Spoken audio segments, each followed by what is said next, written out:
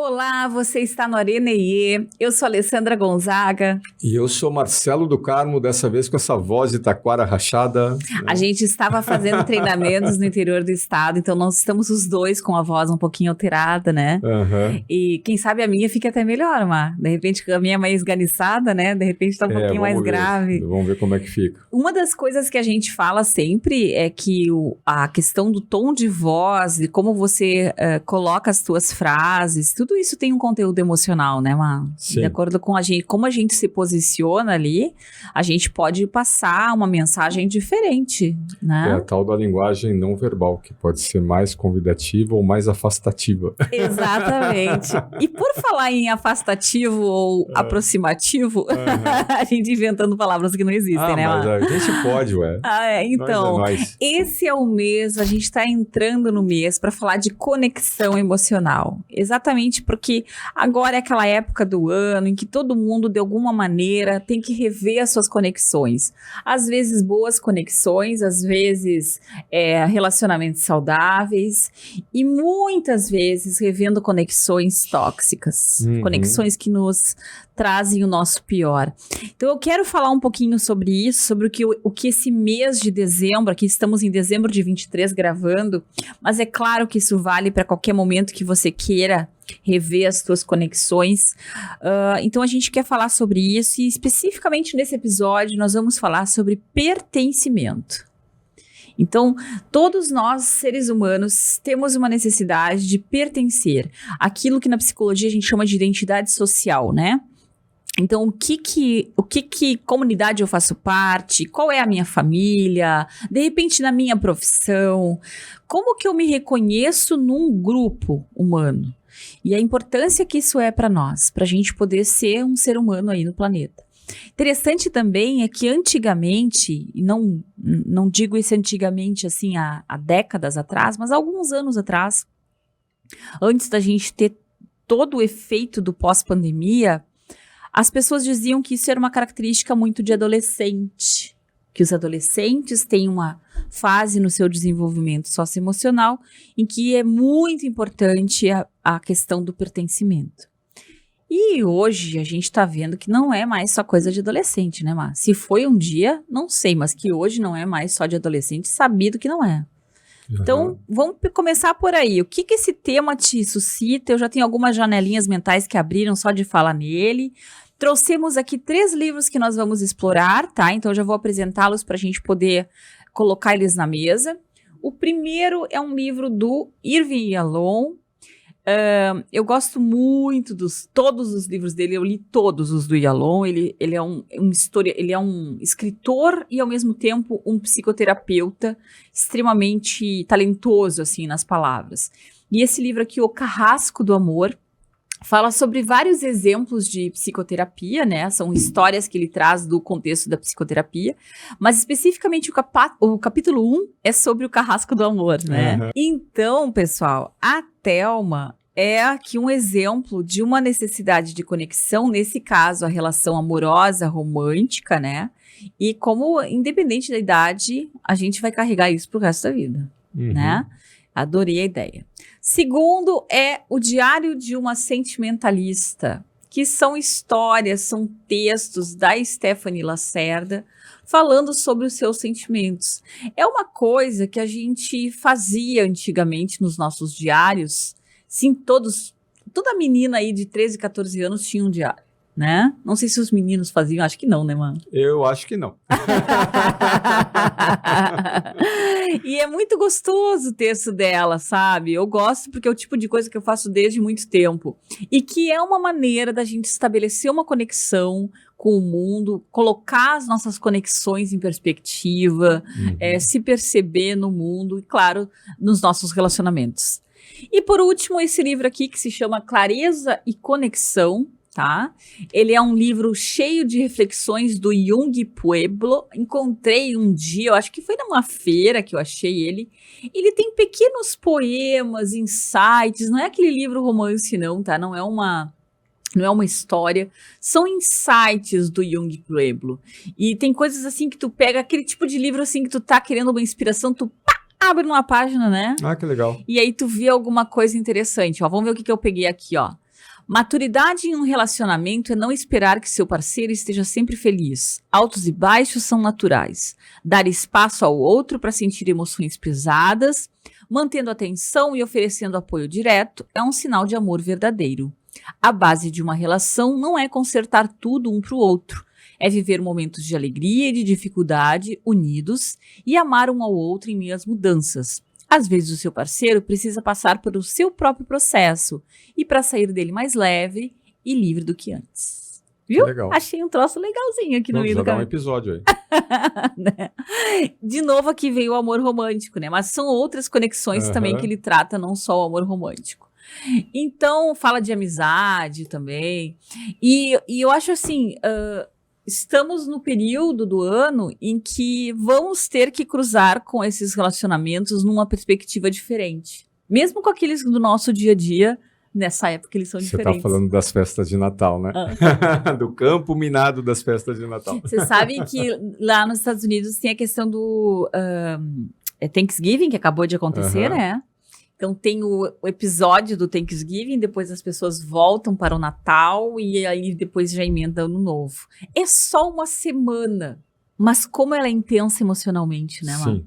Como a gente se prepara para isso, né? Sim, porque as pessoas se veem obrigadas a uma convivência que para muitas delas não faz mais sentido, né? Eu acho que tem mais coisas em jogo. Vamos lá, o que tu pensa em pertencimento? Vamos começar pelo tema, vamos embora. Nossa, foram abrindo várias janelas aqui, né? Quando tu perguntou se os meninos fazem os diários, né? Não. Mas eu lembro da minha pré-adolescência, não sei se isso acontecia aqui no Sul, mas lá em São Paulo tinha um livro chamava O Diário de Dani.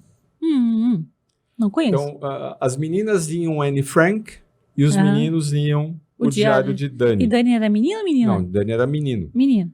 Por quê? Porque quando você entra nessa fase aí da pré-adolescência, da adolescência, você precisa aprender a navegar pelo mundo. E pessoas mais introvertidas, né, pessoas mais reflexivas, né, como esse que vos fala, precisam validar certas hipóteses, tá? O que é certo, o que é errado, o que eu devo, o que eu não devo.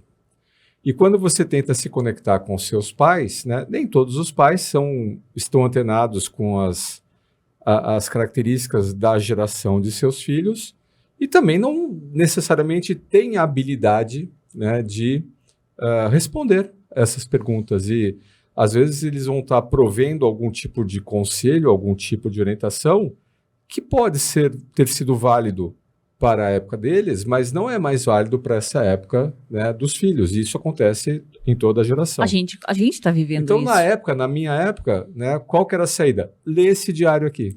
Lê esse livro aqui. Me lembrei do diário de... Não era o diário, era o... Cristiane F., 13 anos, drogada e prostituída. Davam pra gente falar sobre as drogas, davam pra gente o livro da Cristiane F. Então, qual que era a ideia? Exatamente, né? A Cristiane F., uma menina de 13 anos drogada lá na que se na prostituiu Alemanha. por conta das drogas. Isso. Então, ao ler esse diário, o que você tinha acesso, né? Você tinha acesso a reflexões, no meu caso ali, do Danny, né?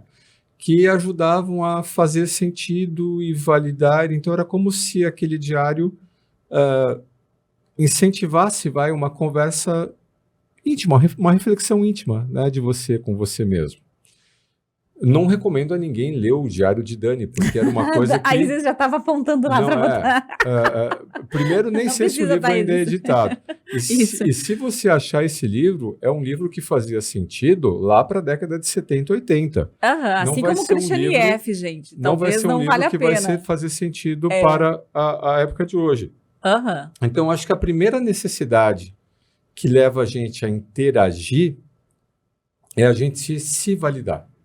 Principalmente nessa fase de adolescência que a gente está construindo a nossa personalidade, a nossa persona, a nossa forma de interagir com o mundo. E quando você encontra a sua tribo, que você finalmente, né, valida o que você acredita, o que você acha, como você entende as coisas, a sua noção de certo e errado, enfim, os seus valores de uma forma mais ampla, aí você relaxa. Então, essa sensação de pertencer a um grupo, de pertencer a uma tribo, enquanto adolescente, eu acho que primeiro é esse conforto, que é essa conexão de valores, que a gente sabe que os valores se manifestam em emoção e comportamento. Então, essa conexão de valores gera um sentimento de conforto e um comportamento que valida, né, o que você acredita, e você não é capaz de fazer isso sozinho, você faz isso com a ajuda do grupo, no movimento de regulação social. E às vezes a gente fica que nem pipoca, né? Pulando, né, de uma frigideira para outra, de uma frigideira para outra, não se encontrando, né? É muito comum, né, o adolescente demorar um pouco para achar sua tribo, mas quando ele encontra, né, que legal, me encontrei, né, pertenço a um grupo, né? Então, acho que a primeira sensação é essa, de alívio, porque você pertence a um grupo e tudo bem achado o que você acha, pensar do jeito que você pensa, né, que geralmente é contrário ao que os seus pais pensam, geralmente é contrário ao que você vê os seus professores na escola, né, defendendo. A gente continua sendo testemunha desse conflito entre a forma dos professores pensarem e a forma dos adolescentes pensarem. Tanto nós como pais, quanto nós quando ainda exercíamos a cátedra na universidade, porque um camarada que entra ali num curso de graduação, a gente dava aula para pós-graduação também, mas principalmente na graduação, o cara está iniciando ali a vida adulta, né? E principalmente nessa época pós-pandemia, muita gente estava começando a ter as interações, né, de verdade ali nos primeiros anos, né, de graduação. Então a gente vê isso acontecer e a gente percebe o quanto nós pensamos diferentes deles e o quanto nossos valores são diferentes deles. Então no primeiro momento é isso, só que eu acho que a gente vai ficando mais complexo e passa a não ser só isso. Tu falou em tribalismo aí, né, em a gente necessitar da nossa tribo. As nossas bolhas. As nossas bolhas. E eu me lembrei do fenômeno do próprio tribalismo político, que tomou conta aí das redes sociais no ano passado, esse ano menos um pouco, mas ainda existem aí as bolhas, né? Então, no mundo adulto, isso vai indo para uma tentativa de criar uma cartilha de valores coletiva. As religiões fazem isso há séculos, que é desenvolver uma cartilha de valores, o que aí entra o dogma, né? O que é o dogma? O dogma é um postulado, é um pensamento você aceita sem questionar. Que não tem, é isso, né? Então, se você é desta religião, tem este dogma para você se inscrever nele, né? E aí você diz, concordo com o dogma, pronto, então você tem a carta de pertencimento a todo o conjunto de pessoas que também tem aquele dogma. Então é interessante como o pertencimento, ele não é só uma conexão emocional, no sentido de que eu faço parte de um grupo, mas é uma conexão cognitiva. É um jeito de pensar coletivamente que a gente vai lá e, de alguma maneira, elimina o contraditório e o ambíguo. Isso traz pra gente, infelizmente, eu até posso dizer, um conforto muito grande. É muito gostoso a gente conversar com pessoas que pensam exatamente como a gente. Sim. Que concordam com as nossas posições, que validam as nossas expectativas de mundo e que mais nos validam por dizer que o que a gente está falando é o que tem de correto. Sim. Que é completamente oposto, por exemplo, a uma ceia de Natal, né? Com parentes voltamos à ceia de Natal. Em que qualquer palavra mal interpretada pode desencadear a Terceira Guerra Mundial, né? Tinha um meme que a gente viu na internet, né? Que era a mesa dos adultos, a mesa das crianças e as mesas dos garotos enxaqueca, né? Que só gostam de... A mesa do ninguém quer saber o que você pensa a respeito, né? Que são aquelas pessoas que são desagradáveis e que fazem parte... Toda família tem um cara, uma cara que são altamente desagradáveis. É aquele tio que não deu muito certo na vida e que vai perguntar como é que tu tá, teu carro, teu apartamento, cadê a namoradinha? Aquela tia que olha pra ti e diz que tu deu uma engordadinha, né? O que aconteceu? O tio do pavê, das piadas chatas de sempre. E toda família tem isso. E a gente brinca pra falar da própria desgraça, porque no sentido de que quando a gente tem uma situação em que tu tem pessoas que conhecem você de outras épocas, e não tô me referindo a nós aqui, tá? Sem querer colocar a nossa família no bolo, né? Mas assim, quando se tá nesse ambiente familiar, você tá mais indefeso. Então isso é uma coisa importante. As pessoas também gostam de pertencer a uma determinada história compartilhada. Então, o que é uma família, se não aquelas pessoas que te viram numa outra época? Aquelas pessoas que te viram no teu desenvolvimento. E nisso tu fica vulnerável porque você não tem como atualizar os teus 20, 30 anos longe da convivência dessa pessoa numa ceia. Então as pessoas também se sentem um pouco traídas quando elas percebem que você mudou, que você não é mais aquela pessoa que ela acompanhou crescer, né? E sem falar nessa intolerância a o que ela não concorda do teu jeito de viver, ou das escolhas que você fez, ou do que tu acredita que seja o melhor político da ocasião, e por aí vai. A gente precisa dessa conexão para relaxar. No final das contas, a gente vai precisar acreditar em alguma coisa. A gente vai precisar achar a nossa tribo, nem que seja a nossa família, né? Você precisa desse ambiente em que você se sente confortável, em que você pode acolhido, ser o tal do acolhimento. onde você recarrega suas baterias, onde você, né, consegue juntar as energias necessárias para enfrentar o mundo lá fora. E não é que você não vai mudar nunca, mas mesmo para você mudar, você precisa de um ponto de partida, você precisa de uma origem. Você precisa ser alguma coisa, na minha humilde opinião, até para você validar se vale a pena continuar sendo isso ou se eu vou mudar.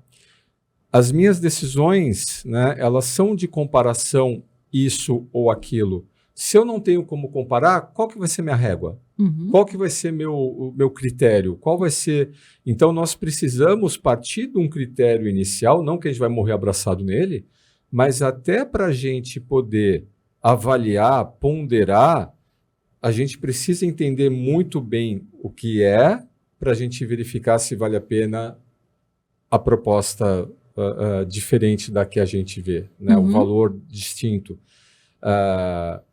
Conheça muito bem, entenda muito bem o que você acredita antes de você querer mudar qualquer coisa. Né? Senão você não vai parar nunca, você vai virar um doidivanas. Né? E acaba criando uma sensação de angústia, eu acho que é a palavra. Porque a angústia ela é uma mistura da ansiedade com a tristeza. Sim. Então, tanto que dizem que a ansiedade, um tipo de ansiedade é a angústia. A angústia é quando você não ainda velou os teus valores antigos, você não sabe exatamente o que você está largando ali, mas você já não sabe o que está te esperando ali na frente, você está num entreveiro, né? E dá essa sensação de para que lado que eu vou, para o mundo que eu quero descer. Tu sabe, tem um treinamento que eu tenho ministrado muito nos últimos meses, né? Que é aquele de pensamento crítico. E eu faço algumas provocações, né, para as pessoas no início do treinamento, e uma das primeiras provocações que eu faço é o do Descartes, né, o René Descartes. O penso logo existo, né, o cogito, né, ergo sum. E o que significa esse penso logo existo? O Descartes, imagina, o cara vivia lá nos 1500. Se hoje, com Google, né, a gente já fica em dúvida, imagina um camarada lá na Alta Idade Média, Inquisição, né? Pensa, lembra lá dos livros de história como é que era o mundo, né, nos anos 1500 lá na Europa. Então, uma criatura, né, além de ela ter assim um tempo de vida muito reduzido e muito pouco tempo para você pensar sobre as coisas, se você buscasse pensar, faltava tudo, faltava língua, faltava livro, faltava referência, faltava mestre, faltava tutor, e você virava uma massa de manobra. Não é à toa que, por exemplo, ao longo dos 200 anos seguintes, 300 anos seguintes, várias hordes de pessoas se juntavam a cruzadas e falavam, não, vamos lutar lá para libertar a Terra Santa, né, das mãos dos sarracenos, etc. E o pessoal ia e embarcava, né? Ou guerras, né? As guerras feudais intermináveis. Pessoas eram simplesmente massas de manobra ou massas de trabalho.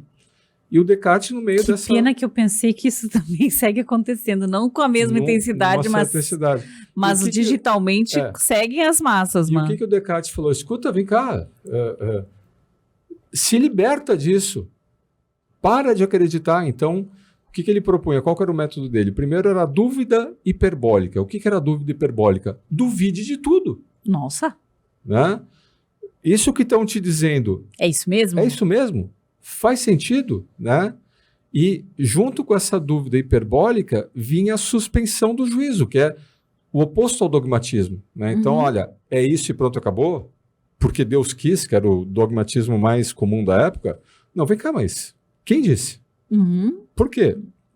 Então, o Descartes... Dove, que nem diz o povo da Sé. O que o Descartes falou? Olha, duvido de tudo. Não sei de nada. Não acredito em nada. Tá, Descartes, mas você não acredita em nada mesmo? Não, eu acredito em alguma coisa. Acredito que eu existo. Ai, que legal! Né? Adoro! Mas eu só existo enquanto ser que pensa. Porque se eu parar de pensar, cadê eu? Se eu parar de criticar, não é nem cadê eu, pra que eu? O que eu estou fazendo aqui?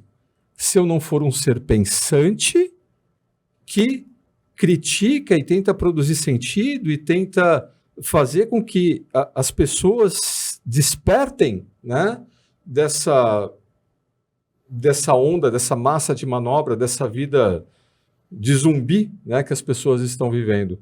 Então, duvide de tudo que te falam. Né? Eu não acredito em nada, mas eu acredito em mim. Só que só vale a pena acreditar em mim, continuar acreditando em mim, enquanto eu for um ser pensante. Por isso eu penso, logo existo. Porque o dia que eu parar de pensar, o dia que eu parar de criticar, o dia que eu parar de... Mas vem cá, por quê? Posso morrer, porque eu não vou fazer diferença nenhuma. Nem para a minha vida, nem para a vida dos outros. Eu vou ser apenas mais uma massa de manobra. Então isso é lindo, mas também é angustiante. Porque daí vai contra exatamente... Nunca, né? Não, e vai contra essa necessidade humana de saber que ela não é só. Nós temos uma necessidade intrínseca de fazer parte de algo maior do que nós. Ninguém consegue ser uma ilha de si mesmo. E esse fazer parte de algo maior do que nós, aí entra a coisa complexa que eu falei no começo, né? Que quando você é adolescente, você quer fazer parte. Ah, não, tá certo. Só que, vamos lá, quando a vida se apresenta, as certezas que nós tínhamos quando nós éramos adolescentes, e nós também éramos cheios de certeza, né? Todo adolescente é meio rebelde, como é que é aquela frase, né? Quem não foi socialista quando adolescente não tinha coração, né? Não vou nem terminar o resto, né? Quando depois dos 40 não tem juízo. Não tem juízo. Por quê?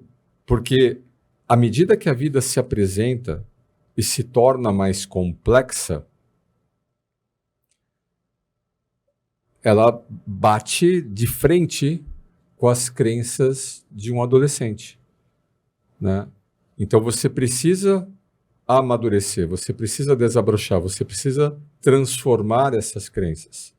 E na transformação dessas crenças é que entra a tal da produção de sentido, que tanto o Yalom, né, no existencialismo fala, né, da necessidade da gente produzir sentido, o Frankl, né? Mas o Yalom fala produzir sentido nos eventos da tua vida e nas transições que você vai ter durante o teu desenvolvimento pessoal. É isso aí, estamos falando a mesma coisa. Então, essa sensação de pertencimento, ela vai acompanhar você ao longo dessa vida. Só que o teu pertencer, justamente porque você é um indivíduo, o processo de individuação faz com que esse pertencer seja cada vez mais seletivo. Por isso que quando a gente é adolescente, a gente tem vários amigos, a gente participa de vários grupos. Aí quando a gente vai amadurecendo, os nossos grupos vão ficando menores, né? A gente vai restringindo amizades, vai nichando. Ou então a gente pode até ter grupos, mas não com a mesma profundidade de contato que a gente tinha antigamente, né? Tá, mas olha só, deixa eu botar um pouquinho de lenha na fogueira aqui. Se a gente tem toda essa necessidade de se perceber, de compreender o mundo, de pensar, de ser um ser humano que os seus valores estão de alguma maneira mais organizados, que venha a ser esse processo de individuação, e até melhor, estão presentes no nosso comportamento e na nossa vida, por que cargas d'água o ser humano desenvolveu nas últimas décadas um tempo gigantesco da sua existência e interações em redes sociais, e interações sociais, em comparações não só em relação ao seu trabalho, mas em relação a tudo na vida que possa fazer. Por que se eu for fazer um omelete, eu vou querer descobrir quais são os tipos de omelete que fazem e vou botar omelete lá num vídeo no YouTube para aprender a fazer o melhor omelete do que for. Tá, Por que nós temos essa necessidade toda de comparação e de conexão, Mar? Eu sei que tu tá sendo retórica e tu já sabe a resposta, né? Mas vamos lá. Mas a rede social, ela nos dá essa validação. Os próprios algoritmos da rede social colocam na nossa timeline coisas que, sem a gente saber, nós validamos. Nós queremos mais. Pela quantidade de tempo que a gente parou para observar um post. O que a gente clicou, o que a gente curtiu, o que a gente comentou. O movimento dos olhos, né? Tem algumas redes que monitoram enquanto você está vendo a rede social. A tal câmera do lado da frente do celular não é só para selfie, é para ver o teu grau de interesse. Olha só que loucura isso, né? Naquele documentário lá do Dilema das Redes. Tem um negócio que acontece no celular, eu não sei se acontece no de vocês, que se tu parar num vídeo e ficar olhando sem fazer nada, sem curtir, sem comentar, sem nada, vem uma mensagem. Aconteceu alguma coisa de errado? Tipo assim, tu tá aí ainda? Ei, você existe ainda? Tá? Então, quando você é alimentado com postagens, com vídeos, com seja lá o que seja, cada vez mais alinhados com a tua necessidade de informação, teus hábitos, teus gostos, seus valores, essa rede social traz aquele sossego. Ai, que legal ver isso aqui, né? E como o Narciso acha feio que não é espelho, né? E a rede social é o meu espelho, eu prefiro olhar para a rede social, né? E ver os vídeos que eu gosto, a conversar com alguém que vai questionar, né? Os meus gostos, os meus valores. É como se a gente... Ai, mas aí tu tá chegando numa coisa bem sombria. Deixa eu ver se eu tô te entendendo. Sim. Tu tá dizendo que a gente precisa da rede social por uma questão narcísica? A rede social, ela acaba abonando nossos comportamentos, ela acaba abonando nossos valores. E tu conhece um monte de gente que é assim, tá? Vamos tomar cuidado nessa generalização. Mas você conhece pessoas que são capazes de ficar horas numa rede social, mas que tem um limite bem breve numa interação social verdadeira, ainda mais quando nessa interação social alguém fala alguma coisa que é contra o que você acredita ou que é contra a sua opinião. Nossa, como tu conhece gente todos assim, nós né? Conhecemos. Então, mas aí também, né, o quanto que você tem exercitado essa interação social e tem desenvolvido essa habilidade de dialogar, de lidar com o contraditório. Nós, eu e você, a gente, em função da nossa profissão, como a gente está a todo momento em organizações, lidando com pessoas, com pequenos grupos, com turmas inteiras. E pessoas de todo tipo de background. De todas as culturas, todos os idades, níveis hierárquicos, todas as crenças, etc., orientação sem sexual, falar, religiosa. Né, nas escolas, nos cursos, nos mestrados, né, nos MBAs, na graduação, a gente está escolado, digamos assim, em ler o contraditório e lidar com o contraditório. E desenvolvemos ao longo do tempo, por força da nossa profissão, as habilidades emocionais para lidar com os sentimentos próprios, os sentimentos dos outros e aprender a regular em nós mesmos e influenciar, né, na medida do possível, o sentimento dos outros. Nós somos treinados para isso. Quem mais? Não que nós sejamos a última bolacha do pacote, mas as pessoas, elas acabam interagindo, no máximo ali em pequenos grupos. E mesmo nas redes sociais, elas interagem com as suas bolhas. que confirmam e validam aquilo que elas acreditam. E se é alguma coisa muito ofensiva, o que ela faz? Ela denuncia. Não gostei desse cara. Tira esse cara. Não quero mais ver. Não quero mais ver isso. Não quero mais seguir isso. Essa publicação eu achei ofensiva. Não concordo com isso, etc. O que a rede vai fazer? Não vai chegar lá e dar uma chamada no outro, né? Às vezes sim. Ela vai simplesmente, dependendo do volume, né? Mas ela vai... Tem até o livro do cancelamento que a gente mostrou em outro episódio. Mas ela vai simplesmente tirar esse cara da tua timeline. Porque esse cara que te incomoda, esse cara que te incomoda sobremaneira, tem uma outra galera aqui que adora esse cara. Ela simplesmente vai filtrar e só vai colocar para você coisas que você gosta, para outra pessoa coisas que outra pessoa gosta, e encher de propaganda paga no meio no meio da tua navegação. É o que vai acontecer. Então, as pessoas, elas precisam reaprender a lidar com esse contraditório. Muito bom, Má. Muito bom. Eu vou tentar fazer algumas janelinhas aqui que eu tinha pensado, quem sabe a gente possa explorar isso também. Primeiro, em cima do começo do capítulo do Carrasco do Amor. Tá. Que eu adoro esse trecho do Yalom e eu achei muito gostoso o jeito que ele explicou aqui. Não gosto de trabalhar com pacientes que estejam apaixonados. Talvez por inveja. Eu também almejo encantamento. Talvez porque o amor e a psicoterapia sejam fundamentalmente incompatíveis. O bom terapeuta luta contra as trevas e busca iluminação, enquanto o amor romântico é sustentado pelo mistério, se desintegra sobre um exame mais detido. Detesto ser o carrasco do amor. O cara que está apaixonado é um filtro de rede social ativo. Porque quando você está na rede social, só aparece na timeline aquilo que você gosta. Certo? Isso. Quando você está apaixonado, você aplica esse filtro ao indivíduo. Você só vê na pessoa coisas que você aprecia. E todos os defeitos, todas as falhas, todos os vícios, você simplesmente escolhe não ver. Ou se vê, você fala, né. Ou então, não, comigo vai ser diferente. Não, foi só um desleixo. E todo mundo ao teu redor fala, mas você não enxerga. Não enxerga. Então, é isso que é o perigo da paixão. Uma certa paixão, né, ela é até necessária, né? Senão as pessoas nem se dariam oportunidade para se aproximarem umas das outras.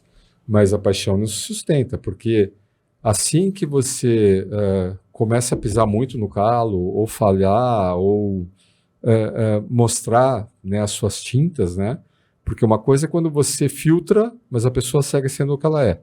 Outra coisa é você está filtrando e a pessoa ainda trapaceia, tentando ser algo que ela não é, para ajudar esse processo de filtragem, né?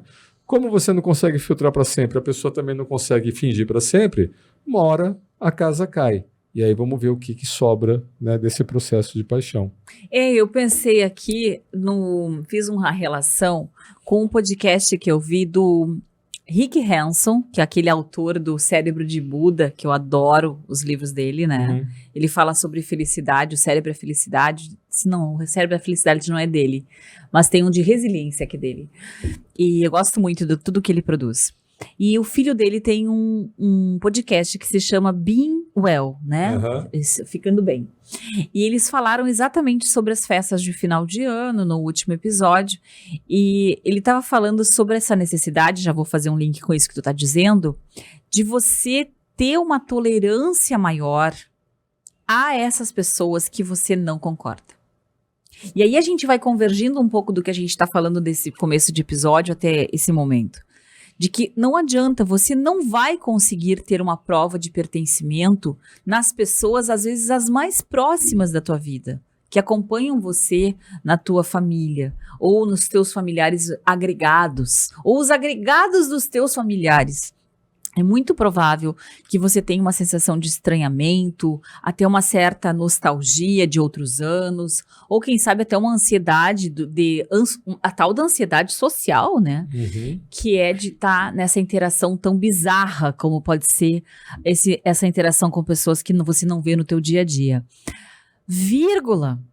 Tente ampliar o teu processo empático. E aí a grande contradição, a gente diz isso nos nossos treinamentos, é que a empatia ela é seletiva. É muito mais fácil a gente ter empatia por pessoas que concordam com a gente. É muito mais fácil a gente ter empatia por pessoas que a gente, no mínimo, como corrobora algum dos valores que essas pessoas colocam na mesa, né? Mas te desafio a ser empática, com aquela pessoa que você não concorda.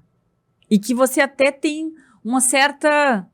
Nossa, não quero falar sobre esse assunto. E a pessoa traz aquele assunto, você não precisa concordar. Claro que não. Mas você pode dizer, eu acho esse assunto desagradável. Mas aí o pensamento crítico do Descartes, né, ele ajuda. Quer ver? Tu tem Vamos lá, quero essa dica aí. O que o Descartes pode fazer para nos ajudar? Vamos lá. Tu tem uma experiência compartilhada comigo. Eu vou fazer um teste aqui com a Ali, vamos ver se ela se lembra. Se você se lembra. Ali, a gente pode acessar a verdade absoluta? Não! E a verdade relativa? Sim! Tem que contar essa pro pessoal. Então, uma vez a gente estava num curso de filosofia, né, tentando... Né, a gente foi fazer um curso de filosofia numa casa religiosa. Não vamos dizer a linha aqui para não parecer que a gente está indo contra essa linha toda religiosa. E tava lá um cara falando de Aristóteles, né, falando, né, de Platão, falando... Né, e aí... Tava interessante a aula até aquele momento. E aí entra a diretora lá da instituição e... Bom dia, pessoal, né? E aí ela fala exatamente isso. Vamos ver então se vocês estão... Afiados né, da filosofia. Ela pergunta, a gente pode acessar a verdade absoluta? E a classe em uníssono. Não! E a relativa? Sim! E a gente se olhou assim e falou, nossa, o que aconteceu, né? O que a gente perdeu, né? Parecia que a gente estava assim no meio de um cardume, né? E era um momento de um culto coletivo, que a gente não tinha participado, ninguém tinha nos inscrito nisso, né? A gente não tinha se mobilizado para isso. Né? E tanto é que a gente assistiu aquela aula e deu, né? Não conseguimos mais, Eu falei, não, o que a gente está fazendo aqui? Vamos embora, né? Vamos embora correndo, porque... Imagina, né? Eu não tô aqui para ser cardume, né? Mas enfim, né? Onde é que eu ia chegar? A gente não gosta ou a gente repele aquilo que a gente não aceita. Mas lembra que o que você não aceita é a sua verdade. Com certeza. E a sua verdade nunca vai ser a verdade absoluta. Sempre vai ser o tanto de verdade ou tanto de entendimento. Ou seja, a tia tinha razão. A tia tinha razão, mas não por caminhos tortos ela falava a coisa certa, né? Mas as pessoas não tinham esse entendimento. O que a gente quer dizer aqui, gente, é que tinha uma certa mensagem de uma superioridade moral e de humildade que a gente não se sentiu capaz de manter. Então, assim, pensa em você mesmo. Quantas vezes ao longo da sua vida você não foi mudando o seu entendimento sobre algum tema? A sua forma de enxergar alguma coisa. A gente muda. Não precisa olhar para o lado. Não precisa validar o que você acredita hoje com uma opinião contrária que você recebe hoje. Pensa você mesmo em relação ao você do passado. Você não mudou? E quem disse que o ponto que você se encontra hoje é o ápice? Quantas vezes você ainda vai mudar? Porque você vai compreender coisas, você vai passar por experiências. Eu lembrei do Raul Seixas agora. Eu prefiro ser essa metamorfose ambulante. Então, fica mais fácil você lidar com o contraditório quando você aprende a abrir mão dessas certezas. E sabe que eu encontro... Quando a gente está discutindo esses assuntos, gente, parece um mambo-jambo os dois aqui comentando, né? No sentido de que a gente viaja na maionese. Eu tenho consciência disso. Mas tem alguns momentos na nossa conversa aqui no Areneiê em que eu encontro um momento de paz, assim. Uma sensação de que, ok, esse é o ponto que eu precisava chegar. E eu acho que tu tá chegando no ponto que eu precisava ouvir, Ma. Que, assim, a gente fica melhor quando a gente não tem tanta certeza, assim. A gente fica melhor quando a gente se abre às pessoas que pensam diferente de nós. A gente é um ser humano melhor quando a gente não precisa se validar o tempo inteiro. Então, essa carência de validação externa, eu acho que isso nos empobrece emocionalmente. É o livro que a gente trouxe outro dia, né, do Adam Grant, o Pense de Novo. Que ele coloca o vício, o círculo vicioso e o ciclo do aprendizado. Aham. Então, no ciclo vicioso, você cada vez mais reforça aquilo que você acredita. É o viés de confirmação Exato. que todos nós temos. E no ciclo virtuoso do aprendizado, você tem humildade, você tem curiosidade. Esse você no tem livro Pense Bem, eu abertura. não lembrava. Pense de novo. Pense de novo, do Aham. Adam Grant. Então você tem curiosidade, você tem humildade.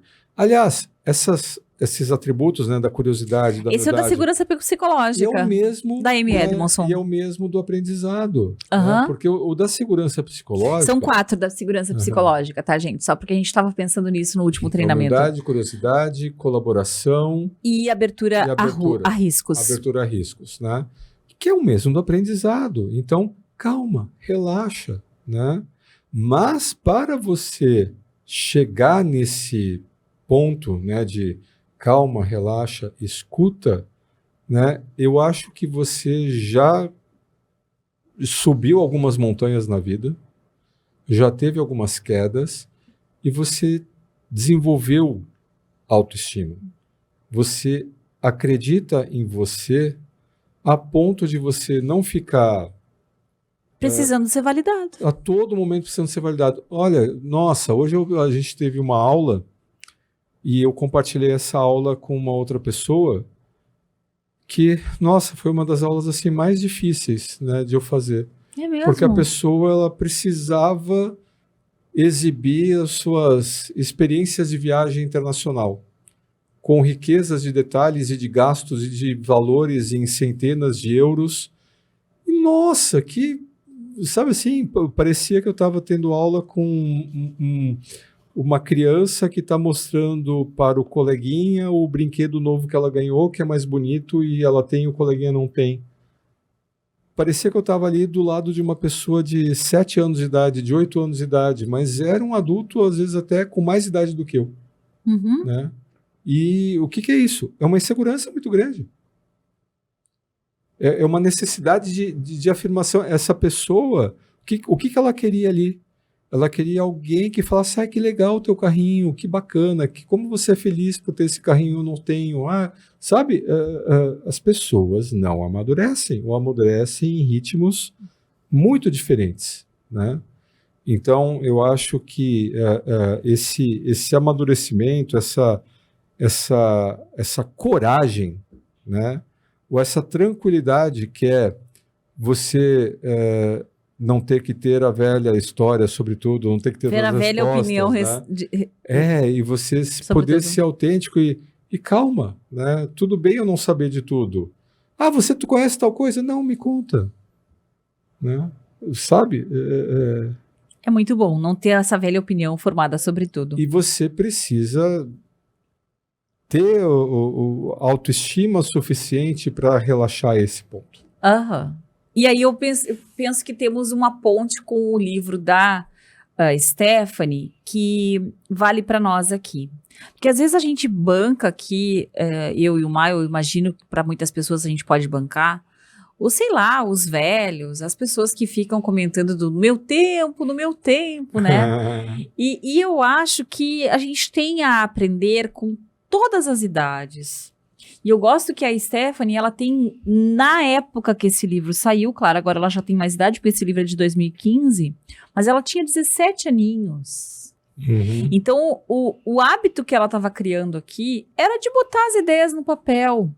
E uma das características de quem tenta escrever, e eu já vi isso com alunos, até no processo de TCC, tentando colocar alguma escrita um pouco mais livre, é a autocrítica.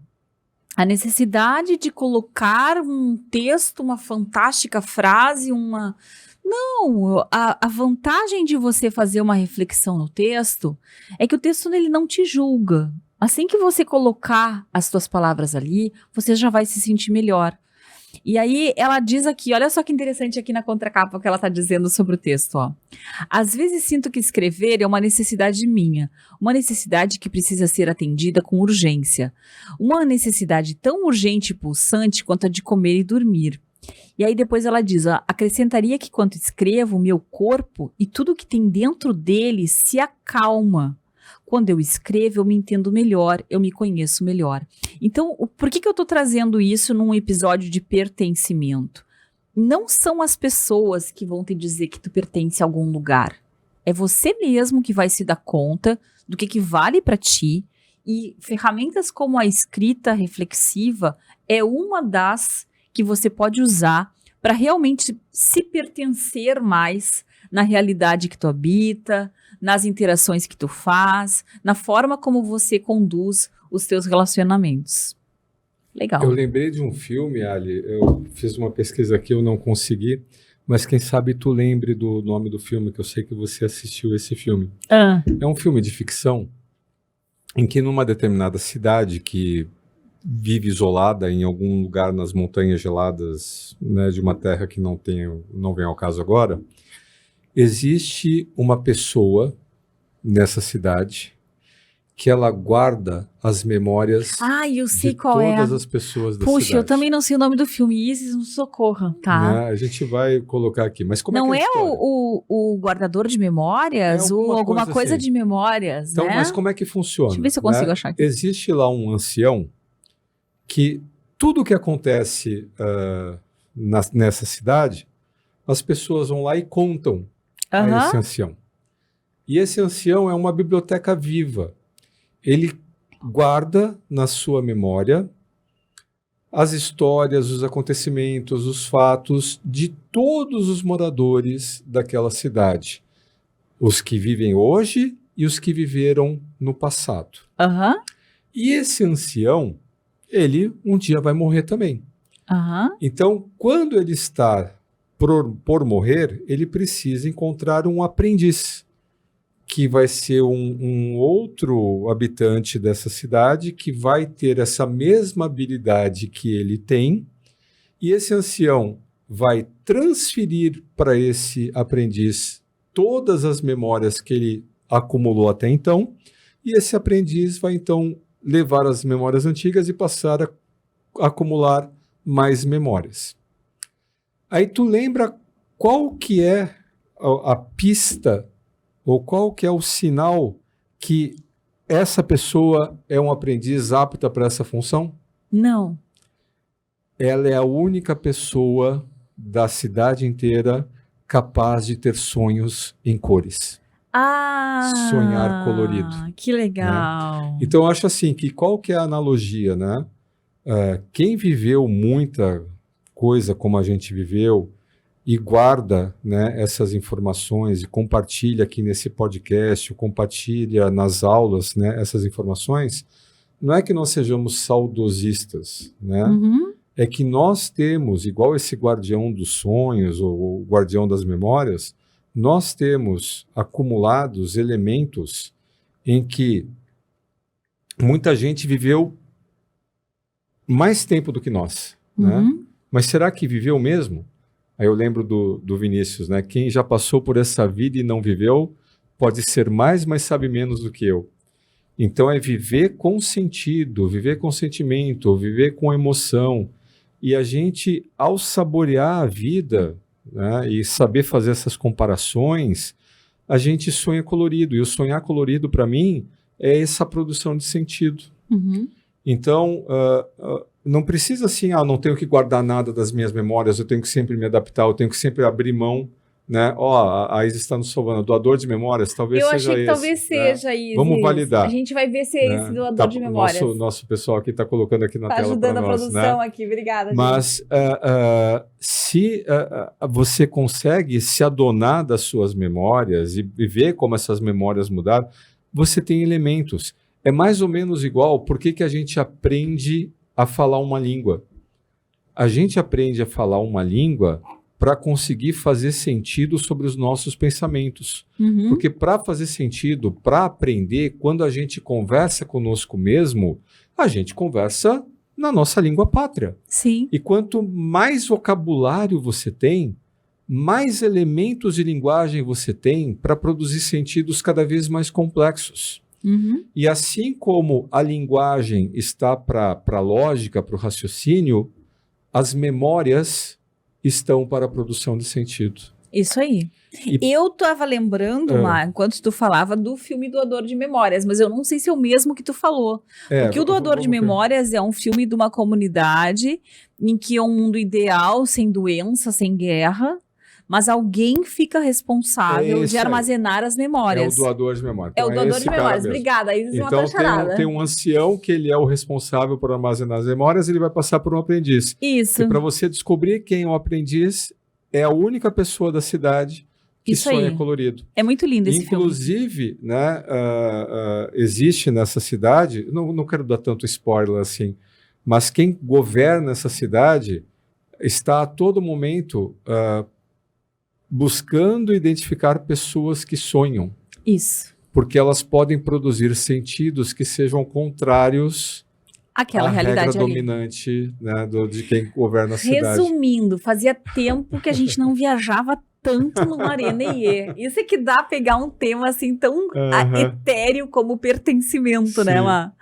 Eu espero que a gente tenha conseguido abordar de tudo um pouco aí, né? Ah, com certeza. Eu acho que sim, então muito obrigada para você que nos acompanhou até aqui. Como sempre peço, comentem, tragam insights, antes mesmo do nosso resumo chegar aí nos nossos canais, né? Conta para nós o que tu achou, tá bom? Um abraço então e até o próximo Arenê. Isso aí.